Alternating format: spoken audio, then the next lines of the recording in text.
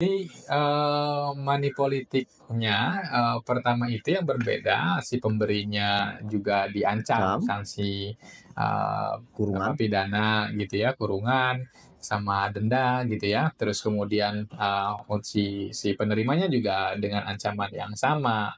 Artinya pemberi maupun penerima kalau dia ketahuan money politik, semuanya bisa masuk jeruji besi.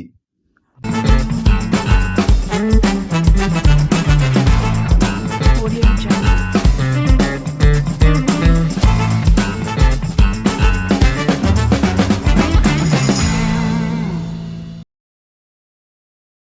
Pilkada sudah di depan mata, salah satunya di Kabupaten Serang. Hari ini KPU juga sudah telah melakukan pengundian nomor urut terhadap bakal calon yang maju dalam kontestasi Pesta Demokrasi 5 tahunan. Seperti apa proses pengawasannya, kita akan bertamu bersama Komisioner Bawaslu Kabupaten Serang, Bro Ari Setiawan. Assalamualaikum Bro Ari. Ya, waalaikumsalam warahmatullahi wabarakatuh. Sehat? Alhamdulillah. Gimana, Kayaknya tambah sibuk kayaknya. lumayan ya, udah mulai masuk tahapan yang padat setelah penetapan kemarin gitu ya di tanggal 22. Ya, Bawaslu itu pekerjaannya pasca penetapan kan agak lumayan tuh, Lumayan padat ya. lumayan padat. Jadi kita sudah mulai bersiap gitu ya. Kalau kemarin kan baru masih tahap sosialisasi aja. Ya, selain sosialisasi memang ada tahapan, tetapi kan mungkin kalau bicara ranah gitu ya, kita tahu pasca penetapan, kemudian pengundian nomor urut, nanti pasangan calon diberikan waktu untuk melaksanakan kampanye. Nah, di situ lebih banyak ruangnya Bawaslu dibandingkan dengan teman-teman KPU gitu ya. Kalau tahapan-tahapan kemarin kayak modal seperti apa namanya, DPT dan yang lainnya itu kan Ranahnya heavy-nya gitu ada di KPU, bukan di pengawas pemilu. Berarti termasuk tadi proses pengundian teman-teman Bawaslu juga stay di sana, Ya. melakukan proses Ya, pemantauan. jadi setiap tahapan karena diberikan kewenangan kita untuk melakukan pengawasan, termasuk setiap tahapan yang dilaksanakan oleh teman-teman pelaksana teknis dalam hal ini KPU, kita melakukan pengawasan melekat begitu. Nah, Bro, kalau proses sebelum kita ngomong proses pilkada itu ya kan kemarin kan juga teman-teman juga pemilu itu kan. Nah, ini kan jaraknya juga cukup mepet itu. Ada nggak tantangan tersendiri dibandingkan pilkada-pilkada sebelumnya?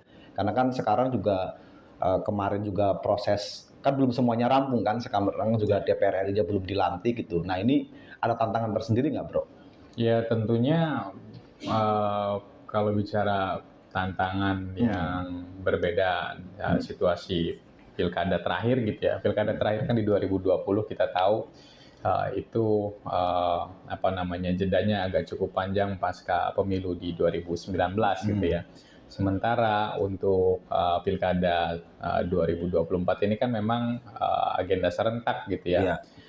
Meskipun memang ada timeline yang mungkin agak panjang ya pasca pemilihan dalam hal ini pungut hitungnya, tetapi rangkaian penyelenggaraan pilkada dengan proses pemilu kemarin itu nggak ada jeda sama sekali gitu. Jadi beririsan tuh ketika pemilu kemarin belum selesai, kita sebagai penyelenggara pemilu sudah mulai bersiap untuk mempersiapkan pilkada begitu.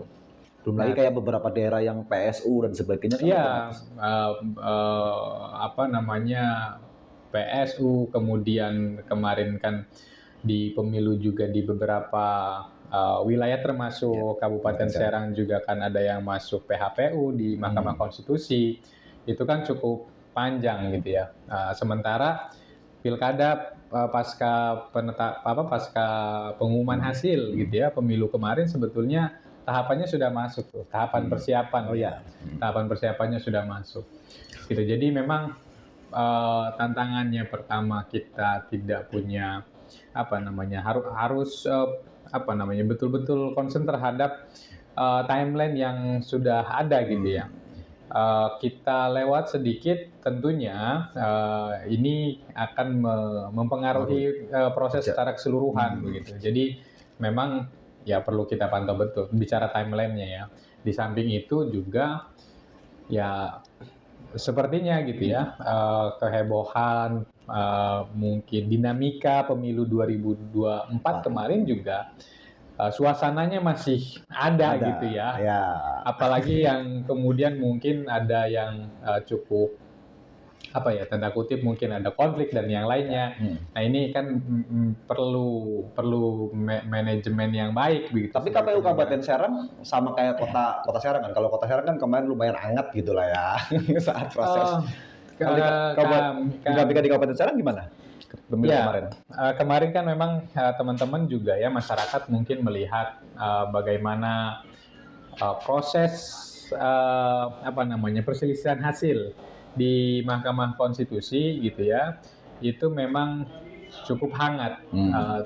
Walaupun di Kabupaten Serang tidak Hangat tetangga. ya hangat ya mungkin, tapi tidak sepanas di Tetangga Kota ya. Serang ya gitu ya. Ya viral kan. Ya yang viral gitu ya di Kabupaten Serang kemarin, karena kita memanage itu apa namanya dengan baik semua stakeholder gitu ya, dalam hal ini baik KPU sebagai penyelenggara teknis, kemudian pengawas pemilu dan juga para pihak dalam hal ini yang berkepentingan. Menurut saya kita sama-sama mengembalikan situasi kemarin itu kepada rules gitu ya. Jadi itu yang kemudian menjadikan apa namanya prosesnya kami anggap gitu ya sebagai pengawas pemilu juga itu cukup cukup baik begitu. Nah, kalau teman-teman Bawaslu biasanya tahapan-tahapan yang urgent, yang banyak tanda kutip kerawanan dalam proses pilkada biasanya di proses apa, Bro? Kalau kita berkaca dari pemilu, atau sebenarnya ada hal yang berbeda nih antara pemilu dengan pilkada itu? Kalau dari di Bawaslu ya mungkin di pengawas pemilu, yang mungkin bicara kerawanan gitu ya, bicara titik rawannya di mana, itu pun nanti sebetulnya kami sendiri di Bawaslu Kabupaten Serang akan menyampaikan ekspos ataupun rilis gitu berkaitan dengan peta kerawanan. Indeks kerawanan. Kalau di pemilu kan memang ada indeks kerawanan pemilu. Nah, karena pemilu ini pilkada ini bagian dari pemilu, ini hanya updating saja, makanya bentuknya adalah peta kerawanan. Oh, peta kerawanan. Peta kerawanan di pemilu kada 2024 ini kita akan rilis itu di tanggal 25. Dan teman-teman juga kita undang untuk melihat sebetulnya bicara apa namanya dimensi apa yang menjadi rawan, kemudian wilayah mana, tahapan apa yang menjadi rawan, itu yang kemudian akan disampaikan nanti. Nah, tapi mungkin saya bisa sebut begini teman-teman gitu ya, kalau bicara kerawanan di pengawas pemilu itu, kalau bicara tahapan yang memang agak menguras energi itu pada saat pelaksanaan kampanye. Kampanye. Ya, pada saat tahapan kampanye nanti yang akan kita mulai di tanggal 25 gitu ya. Nah, ini dari setiap setiap periode pemilu, tahapan kampanye merupakan tahapan yang kemudian paling krusial lah gitu ya. Apa biasanya persoalan-persoalan yang muncul, Bro? Persoalan yang muncul kan kalau bicara kampanye itu yang kemudian kita perlu juga menjadi perhatian ya. Contoh adalah berkaitan dengan netralitas gitu ya, baik aparatur sipil gitu ya, TNI, Polri ataupun perangkat ataupun kepala desa. Nah, itu salah satunya. Atau juga di kampanye itu bicara money politik gitu ya. Dan yang agak cukup mengkhawatirkan adalah ketika kita tidak mampu memanage tahapan kampanye dengan baik. Contoh, yang kalau bicara kampanye itu kan identik dengan pengerahan massa. Nah, kalau kita tidak bisa melakukan koordinasi dengan baik semua stakeholder, yang menjadi kekhawatiran kan timbul konflik di bawah gitu ya, dalam hal ini massa. Tapi sebenarnya sebelum lebih lanjut, Bro, saya potong sendiri. Kalau definisi kampanye sendiri itu apa sih sebenarnya?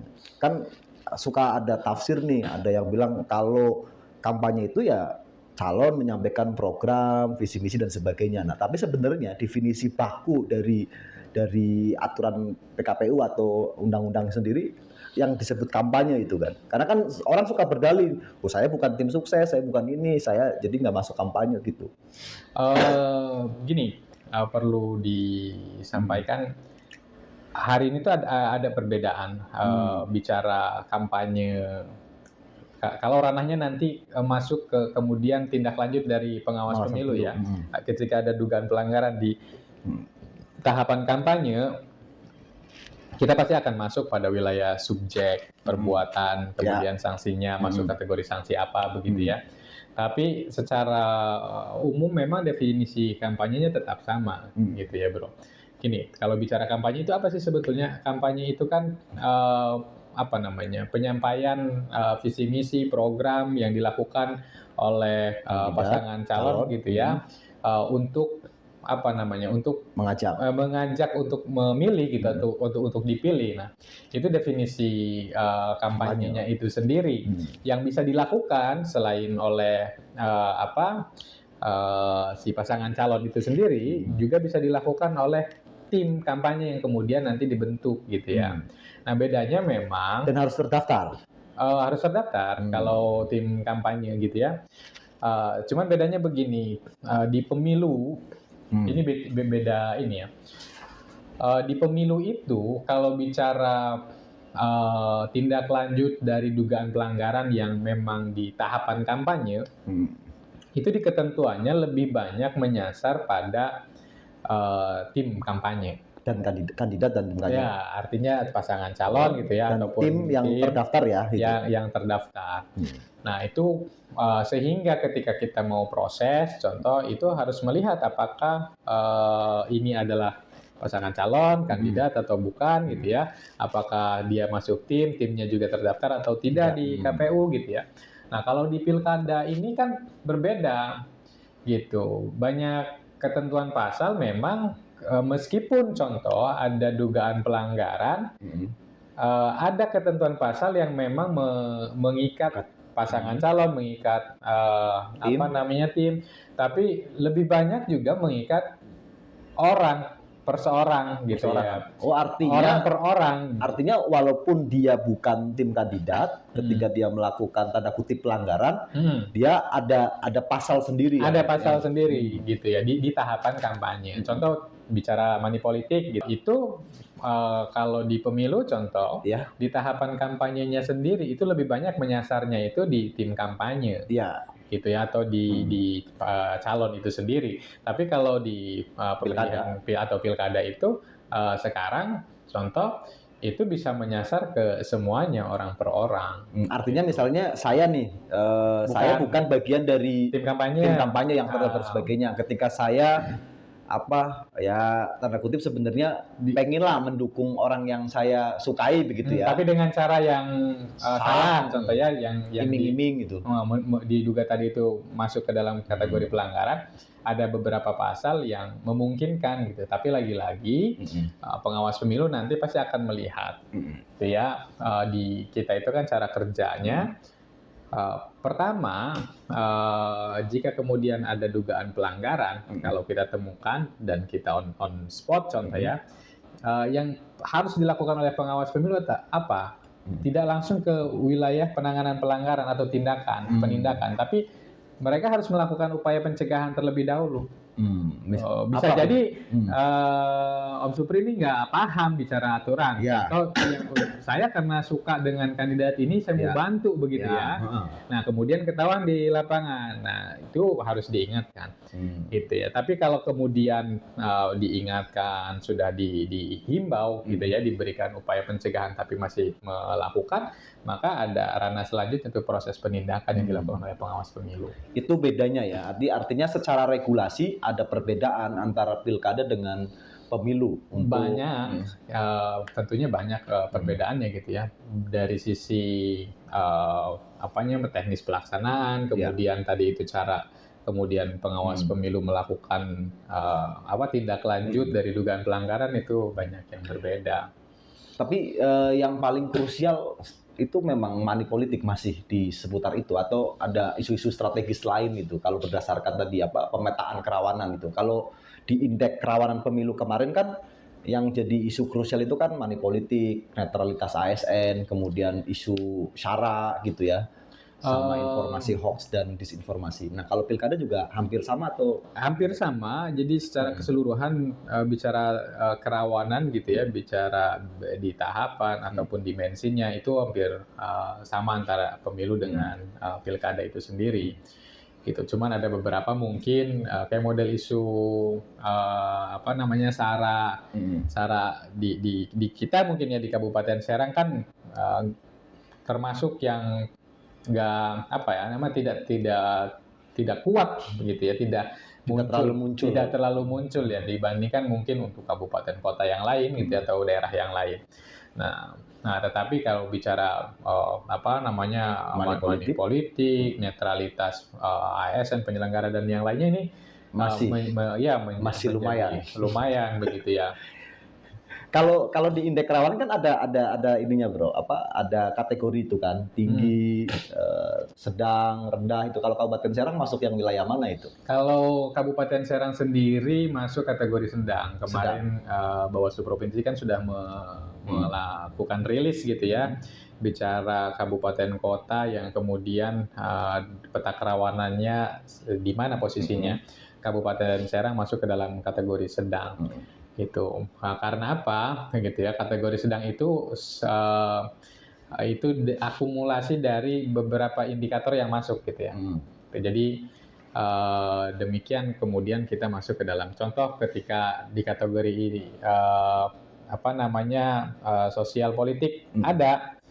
Kemudian di indikator selanjutnya di indikator penyelenggaraan contoh ada juga, maka nanti masuk tuh dia di kategori mana gitu. Itu indikatornya berdasarkan apa? Temuan pilkada sebelumnya atau karena apa biasanya? Nah, ada yang menjadi beda dengan antara IKP dengan peta kerawanan. Kalau di IKP itu memotret sebagian besar ya, yang dipotret itu adalah perjalanan atau fakta yang kemudian terjadi pada pemilu atau penyelenggaraan pemilihan sebelumnya. Nah, cuman untuk peta kerawanan selain yang potret yang lama gitu ya, di pemilu kemarin berarti pemilu 2024, ada pilkada 2020, bahkan pemilu 2019, plus juga tahapan penyelenggaraan pilkada yang hari ini sedang berjalan. Jika kemudian ada case-nya, ya baik itu temuan ataupun laporan, maka itu masuk salah satu penyumbang indikator gitu ya. Jadi akan bisa jadi rawan gitu. Kalau tidak salah kan kalau untuk Provinsi Banten Pandeglang Lebak ya yang lumayan. Ya, Pandeglang Lebak itu termasuk yang tinggi ya. Lebak itu Pandeglang ya, Pandeglang terutama mungkin itu juga di tingkat nasional masuk. Gitu ya. Kalau untuk Kabupaten Serang di tingkat nasional kemarin masuk ke masih sama dengan artinya teman-teman Bawaslu Kabupaten Serang rada rileks ini dong kalau sebetulnya nggak rileks juga ya. Jadi sebetulnya ya peta kerawanan ataupun IKP gitu ya, ini kan sebagai early warning sistem aja gitu ya, supaya penyelenggara dalam hal ini pengawas pemilu dan juga teman-teman KPU aware berkaitan dengan penyelenggaraan bahwa ada hal-hal yang kemudian perlu diantisipasi. Nah, tetapi juga tidak menafikan bahwa yang kemudian dianggap tidak rawan atau dalam kategori sedang juga tidak memberikan perhatian yang sama dengan teman-teman di kabupaten kota yang lain mungkin ya.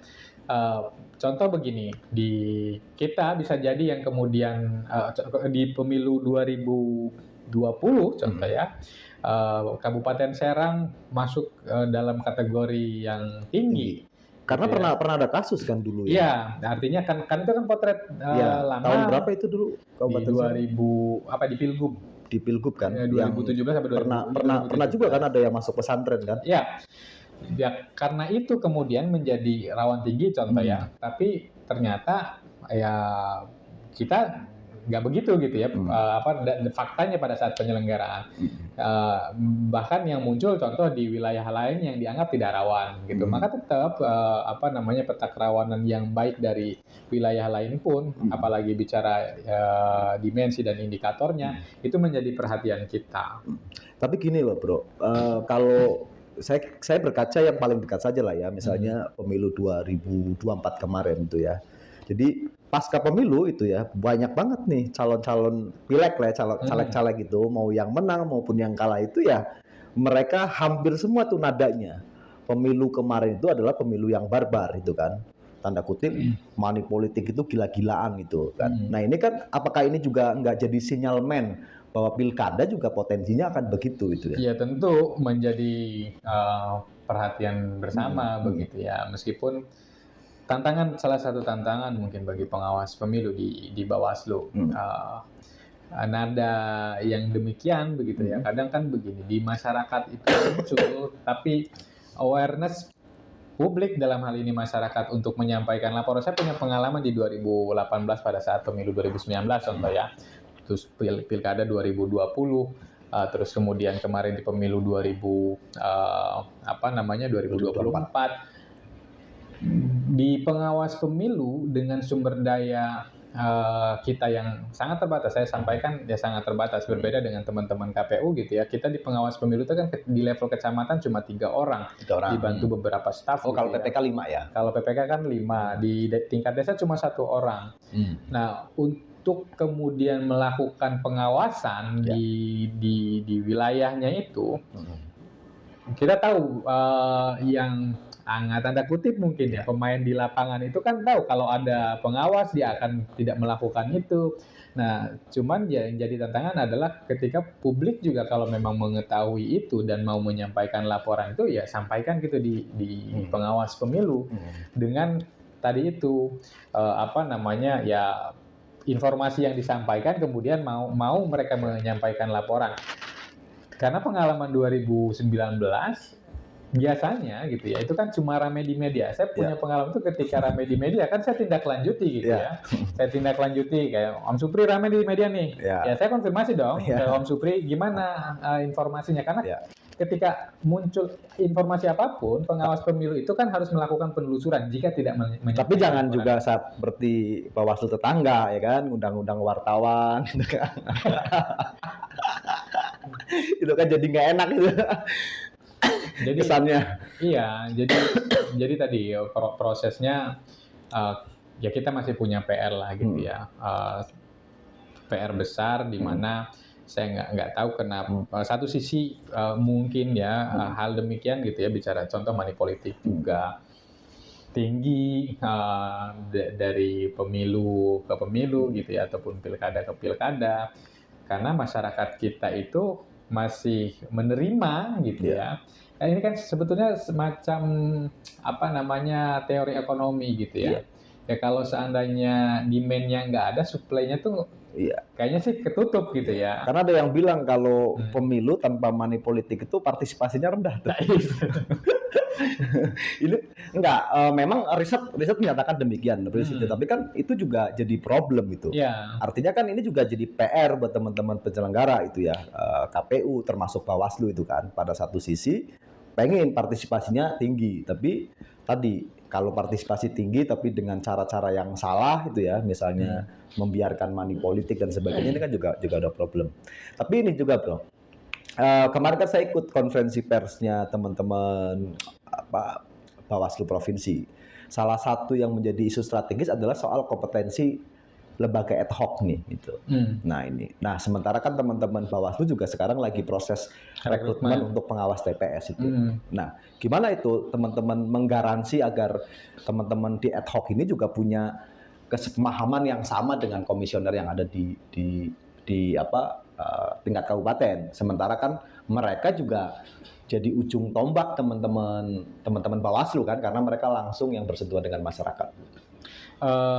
Nah ini karena kemarin menjadi perhatian khusus juga pada saat Bawaslu RI gitu ya.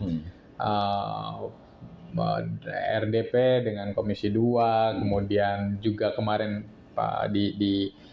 di Mahkamah Konstitusi itu di mention memang secara khusus bicara persoalan badan ad hoc gitu ya. Bicara kompetensi di badan ad hoc. Maka pengawas pemilu dalam hal ini Bawaslu RI itu punya di program ya. Kalau dulu sebelum-sebelumnya itu kan memang pengawas pemilu yang di lapangan, dalam hal ini pengawas di tingkat kecamatan contoh, itu dulu kan beban memberikan pemahaman atau capacity building buat pengawas ad hoc itu ada di kita semua nih gitu ya, di level kabupaten gitu ya. Sementara kita kan nggak bisa menjangkau semuanya.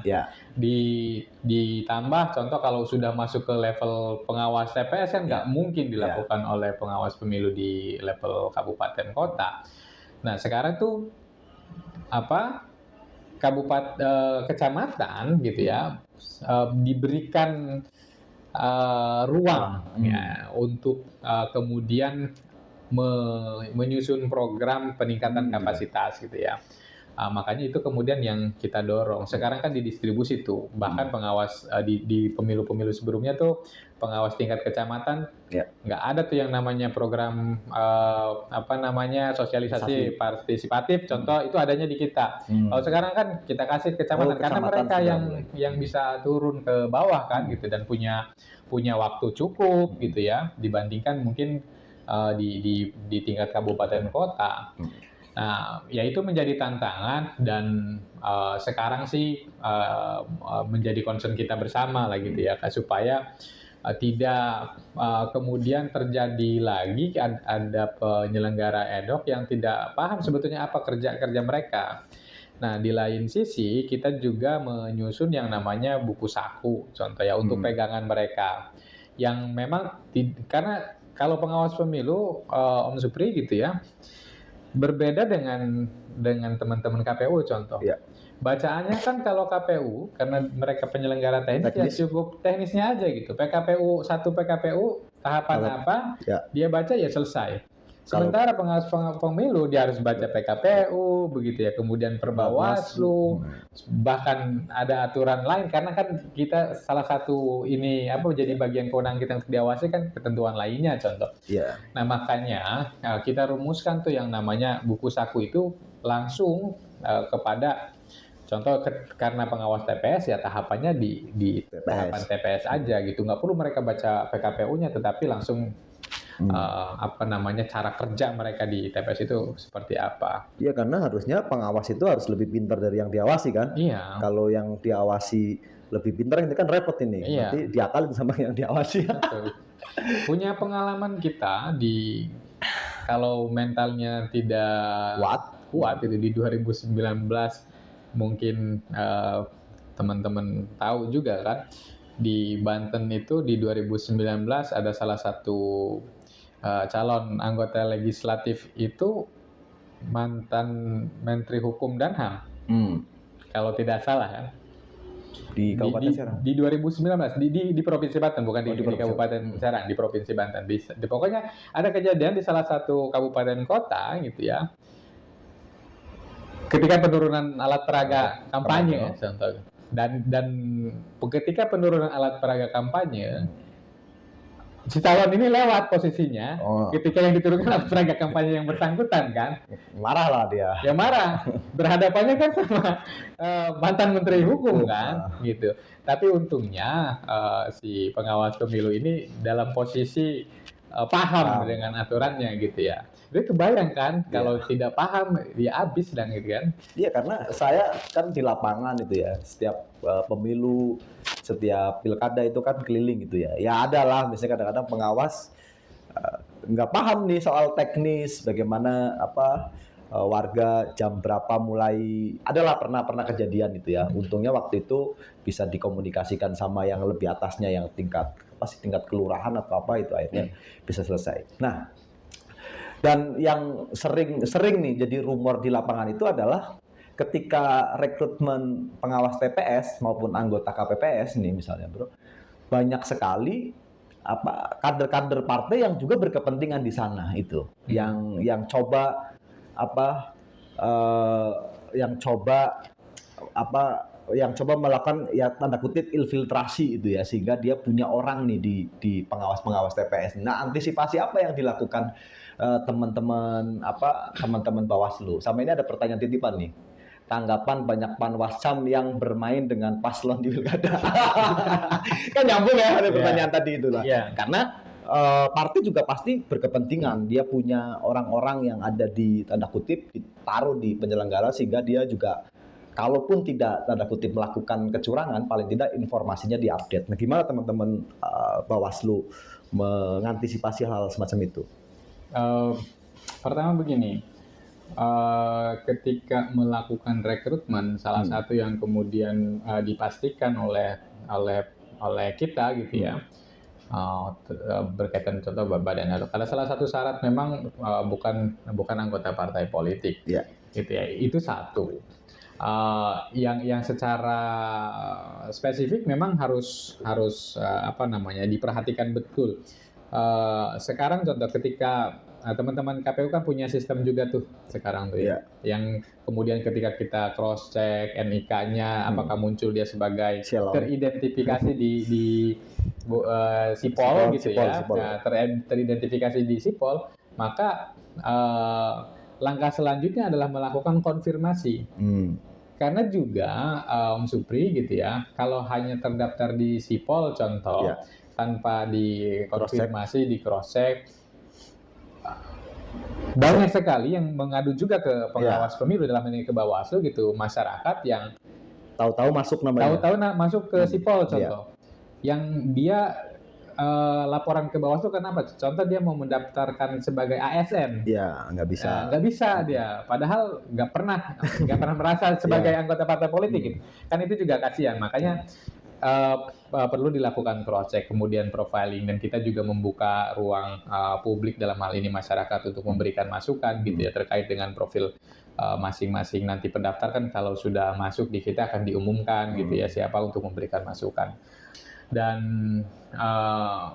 ya tadi bicara profiling, sebetulnya ya harusnya ada gitu ya untuk profiling itu, tapi tadi masalahnya kan waktunya juga terbatas. Nah, akhirnya memang kita juga punya pengalaman, contoh ketika kemudian disahkan lolos seleksi gitu ya, dia jadi disahkan, dilantik, kemudian menjadi pengawas pemilu, tiba-tiba laporannya baru muncul di akhir nih. Nah, kader partai, mungkin kader partai atau yang diduga kemudian melanggar kode etik, termasuk tadi merespon pengawas pemilu yang kemudian ikutan gitu ya dalam proses penyelenggaraan atau rekrutmen tadi yang pertanyaan titipan gitu ya. Panwascam main-main contoh, atau main dengan pasangan calon. Itu gimana itu, Bro? Mekanismenya pertama, kalau memang ditemukan oleh teman-teman gitu ya, atau bahkan di report kalau memang buktinya ada dan memang dipastikan terlibat gitu ya. Itu kategorinya memang udah masuk berat gitu ya, masuk ke kategori etik sebagai penyelenggara pemilu, dan bebannya ada di kami di yang punya kewenangan untuk menindak pengawas ad hoc adalah Bawaslu di level kabupaten gitu ya, karena mereka nggak bisa tuh dilaporkan. Contoh kalau kami kan kalau diduga melanggar kode etik dilaporkan ke DKPP gitu ya. Kalau untuk pengawas ad hoc itu ya dilaporkannya ke pengawas pemilu. Oh, berarti yang langsung menangani itu teman-teman Bawaslu. Iya, teman-teman Bawaslu. Itu pelanggarannya masuk pelanggaran etik gitu. Pelanggaran etik. Langsung bisa dipecat atau bisa dipecat? Bisa dipecat. Kalau ada bukti dan yang lainnya, maksudnya gini, sebagaimana ketentuan dalam penanganan pelanggaran gitu ya, pelanggaran etik dalam hal ini, kalau memang ada fakta dan buktinya dikonfirmasi clear, ya harus kemudian bukan dilaporkan lagi. Maksudnya kalau sudah diproses oleh kami, ya pemecatan berarti ininya. Nah, tapi kan tinggal berani apa enggak masyarakatnya melaporkan kan itu. Ya harusnya sih berani gitu ya. Nah, ini terkait ini juga. Nah, banyak tuh kemarin kan beberapa kali saya juga ikut terlibat dalam sosialisasi yang dilakukan teman-teman penyelenggara itu. Nah biasanya yang sering jadi pertanyaan, Pak, kalau saya mau nemu pelanggaran, ini cara ngelapornya gimana nih? Terus garansinya seperti apa nih itu? Teman-teman kalau masyarakat mau mengadu misalnya ada temuan dan sebagainya itu, sehingga kadang-kadang nggak tahu ya benar atau tidak itu beberapa kasus yang saya temukan adalah masyarakat mengadu tapi kadang-kadang nggak ada tindak lanjutnya itu. Nah apakah cara pengaduannya yang salah atau proses pengaduannya yang salah? Mungkin bisa dijelaskan di sini. Pertama begini, bicara proses penanganan pelanggaran. Contoh jika ada dugaan pelanggaran di lapangan, bagaimana cara mengadu? Tinggal datang ke pengawas pemilu, gitu ya. Kalau ada dugaan pelanggaran di lapangan, di pengawas pemilu itu pasti akan diarahkan. Contoh, dia apa saja yang harus diisi, gitu ya. Yang perlu diketahui hanya contoh begini. Masyarakat banyak yang tidak mengetahui, makanya kami melakukan sosialisasi contohnya. Bicara menyampaikan laporan aduan dalam hal ini berkaitan dengan dugaan pelanggaran itu ada limitasi.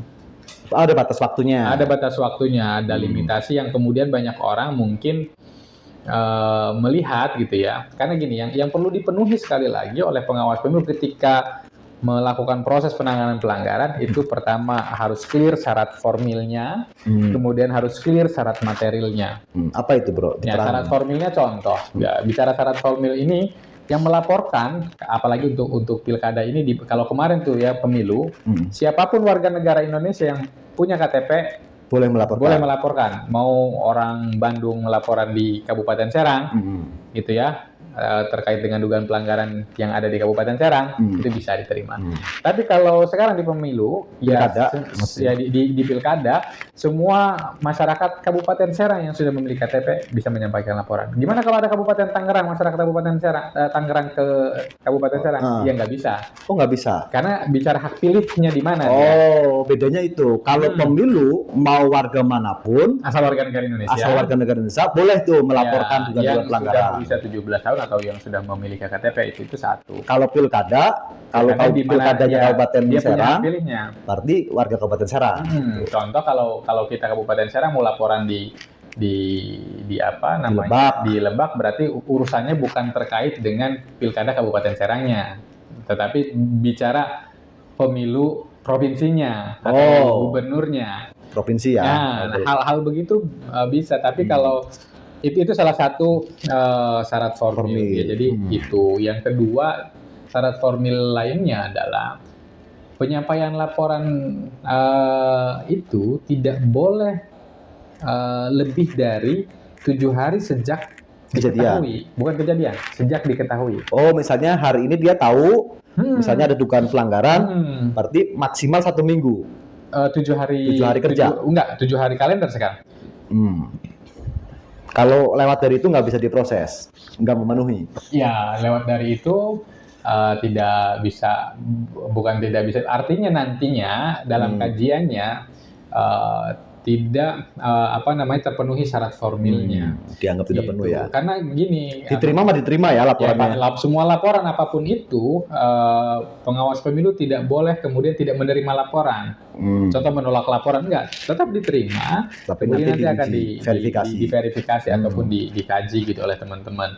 Apakah syarat formilnya cukup terpenuhi, terus kemudian nanti syarat materialnya terpenuhi. Nah, itu yang kemudian langkah yang harus dilakukan oleh pengawas pemilu. Lagi-lagi kita menghindari tadi tuh ketika contoh ada kejadiannya yang bisa jadi begini. Kan bisa saja kalau ngomong diketahui itu, saya baru tahu hari ini walaupun kejadiannya seminggu yang lalu, bisa jadi.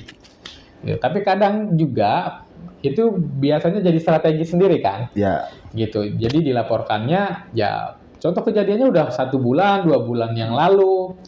Nah, itu baru dilaporkannya hari ini. Contoh kan baru dilaporkannya hari ini. Itu bisa dilakukan? Bisa. Tapi kita juga akan cross check, contoh betul tidak. Biasanya nanti saksinya, contoh. Kadang kan yang menyampaikan laporan itu bukan orang yang nemu langsung, Iya. ya atau melihat langsung kadang. Dia biasanya orang keberapa gitu Ya ya. dia orang keberapa baru tahu gitu ya. Tapi kemudian ketika saksi menyampaikan, saya sudah ngasih tahu sebetulnya ke Om Supri itu ya Lama. seminggu yang lalu contohnya atau 2 minggu yang lalu, tapi baru dilaporkan sekarang juga. Kan akhirnya itu ya Jadi masalah lah ya. jadi problem gitu ya. Nah, tapi sebetulnya kalau bicara bagaimana cara menyampaikan laporan ya sederhana. Ketika punya KTP, penduduk setempat, ibaratnya warga Kabupaten Serang atau warga Provinsi Banten, ya tinggal datang aja ke pengawas pemilu, yang Di tingkat kecamatan maupun desa bisa ya itu ya? kalau di tingkat kecamatan bisa, kalau di tingkat desa pasti akan dibawa ke kecamatan gitu ya. Mereka bisa menerima ada laporan, contoh nanti diajak orangnya harus ke kecamatan, karena di desa itu nggak ada sekretariatan. ya, nggak ada sekretariat, nggak Kan bisa satu orang ya, kan diakses. satu orang. Satu orang aja. Iya. Dan mereka kumpul pasti kalau ngantor ya di sekretariat kecamatan, bukan di desa. Tapi kan paling tidak dia mengarahkan kan. Ya dia pasti harus mengarahkan ketika ada menyampaikan laporan, diarahkan ke kecamatan. Ya. Oke bro, tapi saya mau balik lagi nih soalnya yang lagi-lagi jadi masalah klasik gitu ya. Tapi ini juga cukup salah satu yang jadi perhatian gitu ya.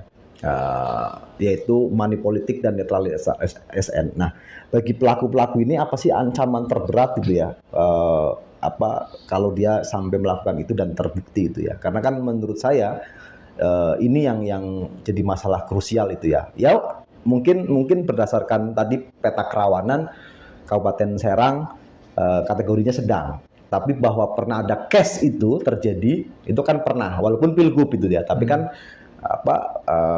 lokusnya di Kabupaten Serang itu. Nah, apa ancaman yang paling ya bisa membuat kita jadi jerah itu, atau yang jangan sampailah gitu ya, jangan sampailah melakukan itu. Sebetulnya saya gini ya, menyampaikan itu sering dan agak mengkhawatirkan gitu ke masyarakat terutama ya. Karena kan yang sering jadi korban itu pasti masyarakat bawah itu. Nah itu yang jadi korban adalah masyarakat.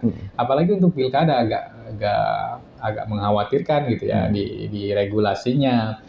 Gitu. Kalau di pemilu itu contoh untuk money politik itu ancamannya yang diancam itu kan si pemberinya aja. Nah, dan dia juga harus terdaftar kan sebagai tim. Nah, di satu tahapan dia harus terdaftar, tapi ada di mana tahapan contoh pada saat dilakukannya pada saat pemungutan suara yang nggak perlu terdaftar dia pasti akan diciduk gitu langsung. Ya.